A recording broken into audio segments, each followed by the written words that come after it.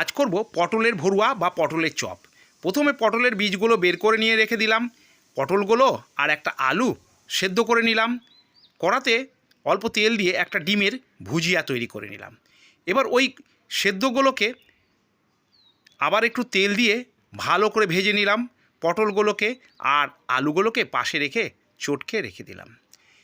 এবার ওই কড়াতে আবার একটু তেল দিলাম, দিয়ে কিছুটা রসুন দিলাম আর দিলাম পেঁয়াজ।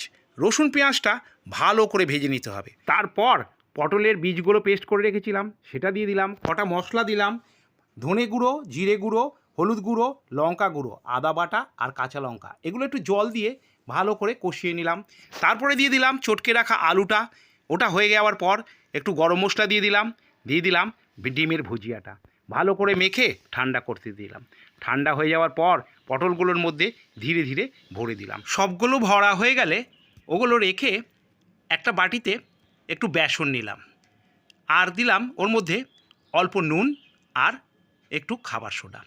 অল্প অল্প জল দিয়ে একটা ভালো পেস্ট তৈরি করে নিলাম। দেখুন এরম ধরনের হবে। এবার তেল গরম করে ওর মধ্যে ওই পটলগুলো ডুবিয়ে ডুবিয়ে একটা একটা করে লাল লাল করে ভেজে নিলাম। যদি ভিডিওটা ভালো লাগে লাইক কমেন্ট শেয়ার করবেন। ইউটিউব থেকে দেখলে সাবস্ক্রাইব করে দেবেন। একটা খেলে আরেকটা খেতে ইচ্ছা করবে।